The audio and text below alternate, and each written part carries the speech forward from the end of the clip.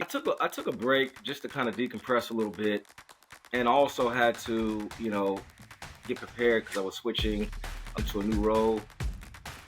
What I did though, the good thing is going through your program, it gave me the momentum and also the structure I needed.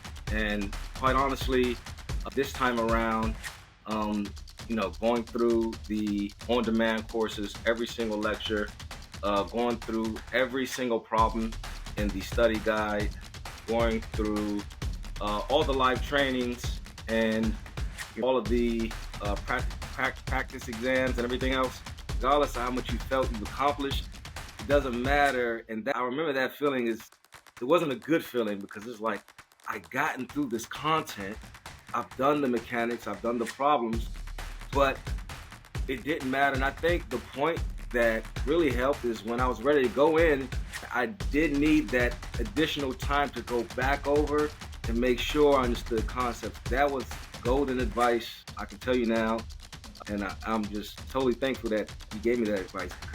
And I remember you making a comment on the electrical success story interview that Wasim, this was my third time. I think it was your third time. You said that Wasim, this is my third time, and it was probably my final attempt.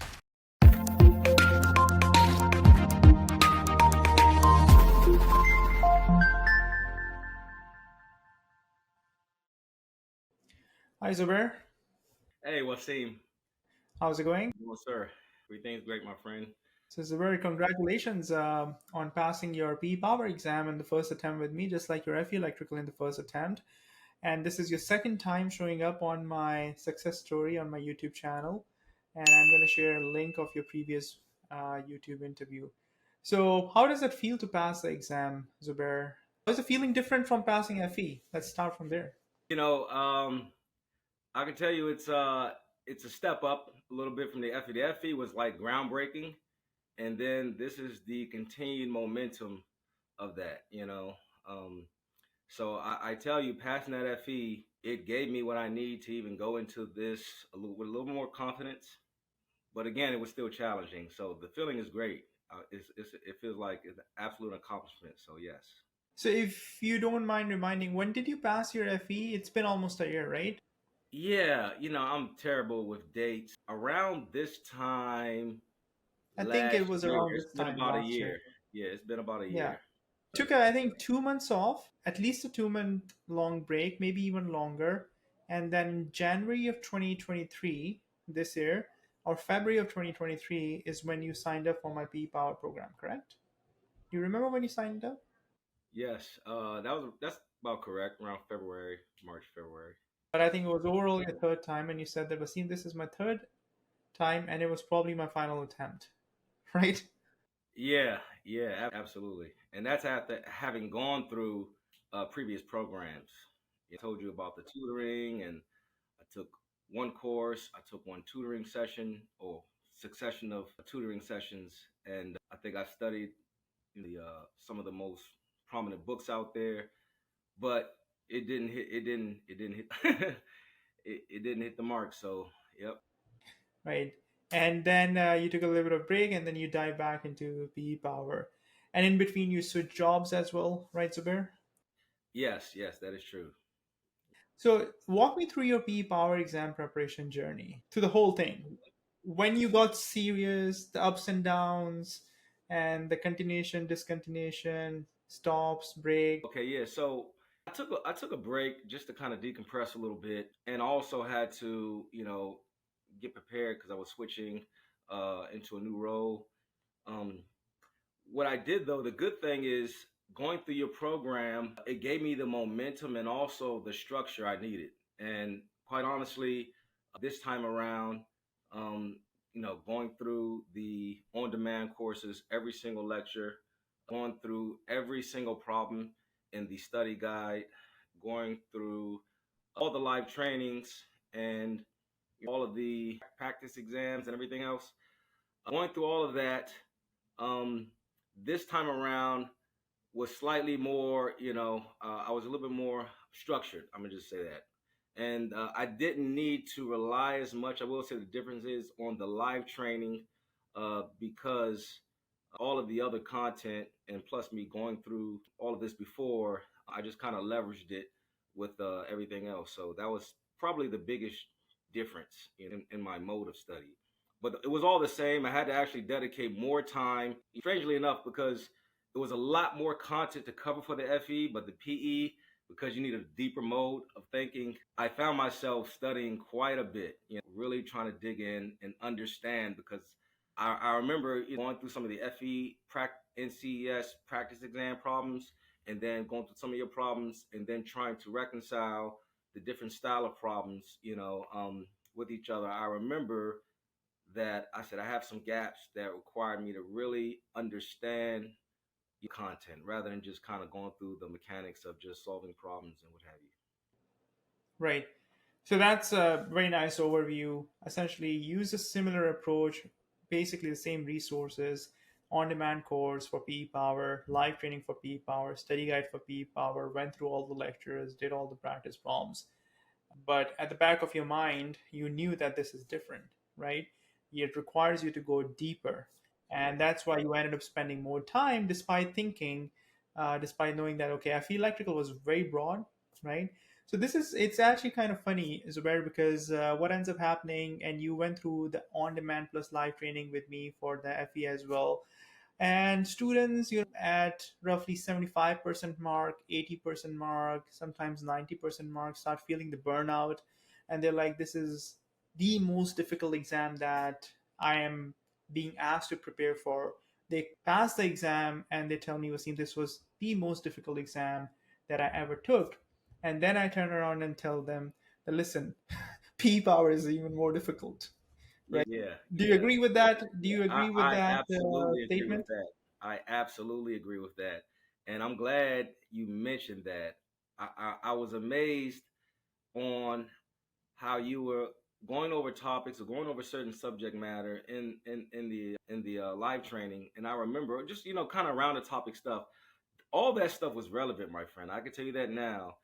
As I think back on taking the exam, it all mattered. So for sure, it took me deeper motive that I stared at every problem quite significantly. And I even though I finished, I finished with time, still, I had quite a bit of time left, but, I still took a lot of time, really getting into those problems because I can't think of really counting on one hand how many of them were straightforward. I wish that there were a few of them, but quite a bit of them outside I guess the NEC questions and a lot of the NFPA code questions and what have you. Outside of those were pretty much straightforward, except save a couple of them. But for the most part, almost I'm gonna say at least 90% of the exam questions were challenging enough for you to really take a deeper dive thinking. Yeah. And the strange thing about the P Power exam, because students who are preparing for the FE, if not the most important constraint that they're working with, well, I mean, there's constraint in regard with regards to, or challenge associated with regards to the amount of content that you have to cover. Right? That's clearly one of the big challenges.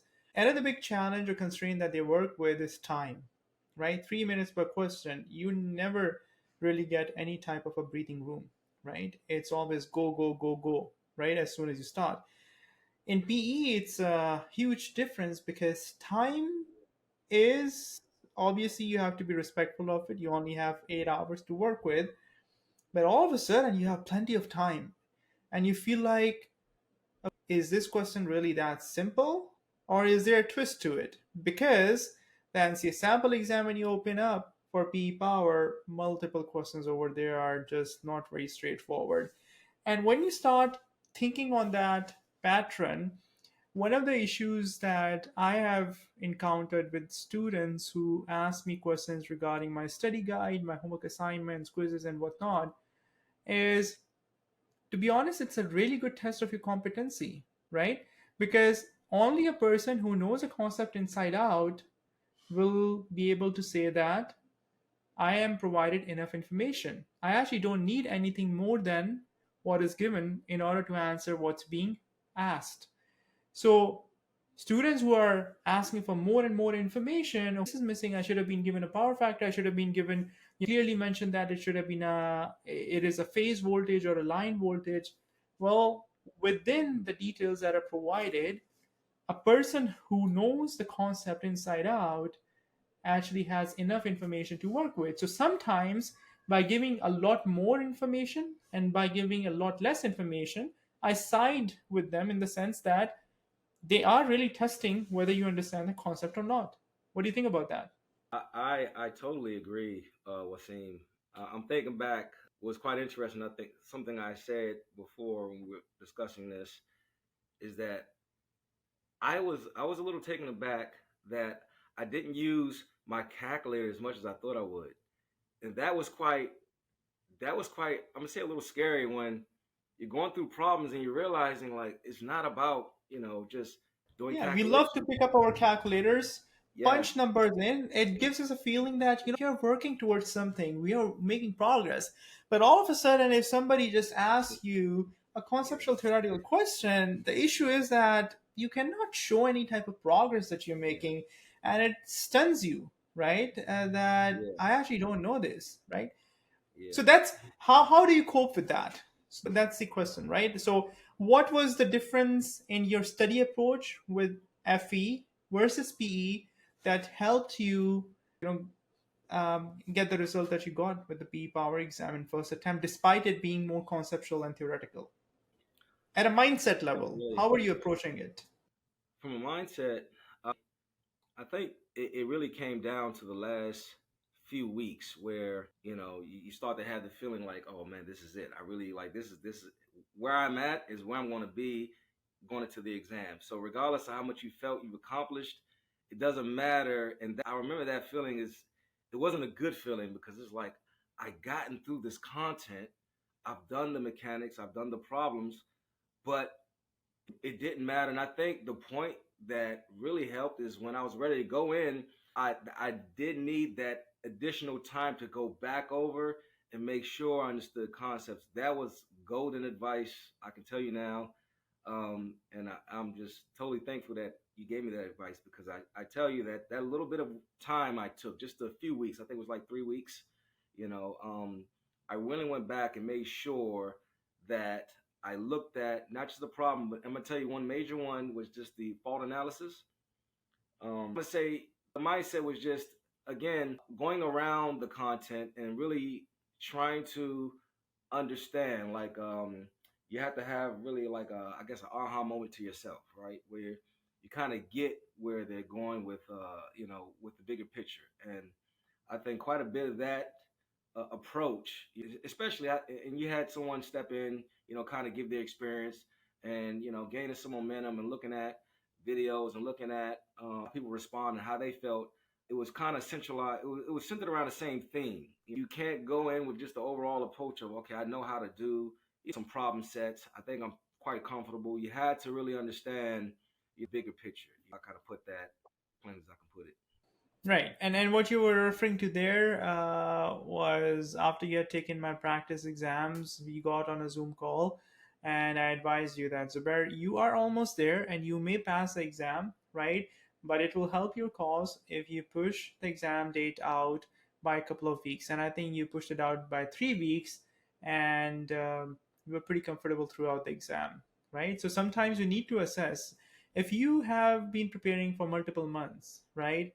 And you feel like there's a little bit more that you can do in the last few weeks, my honest advice is always to students, especially for PE Power, that if there are action items that you can execute, that you can work on, then push the exam out.